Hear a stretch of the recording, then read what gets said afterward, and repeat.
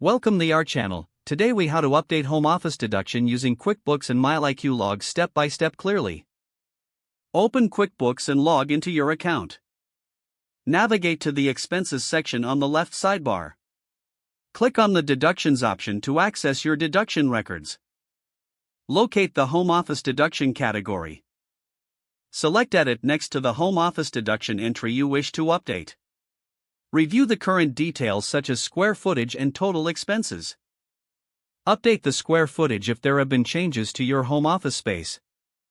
Adjust any expense amounts based on your recent financial records. Next, open MileIQ to access your mileage logs. Log into your MileIQ account and click on the Reports tab. Select the time frame for which you want to view mileage. Review your mileage logs for any business-related trips taken during that period. Identify and note the total business mileage applicable for your deduction. Return to QuickBooks and navigate back to the Deductions section. Locate the mileage deduction entry and click Edit. Adjust the mileage amount based on your findings from MileIQ. Save all changes in both QuickBooks and MileIQ.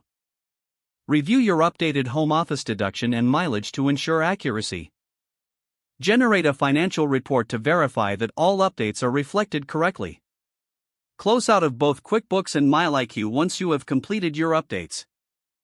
If the page does not load, refresh the browser or try again in a private or incognito window. Make sure you are using the correct email address, then retype it carefully to avoid small typos. If your password is not accepted, use the reset option and create a new strong password you can remember. Check your spam folder for verification or security emails, then complete any requested confirmation steps. Enable two-factor authentication if available to improve account security and reduce unauthorized access risk. After signing in, review your profile details so your contact information and settings are accurate and current.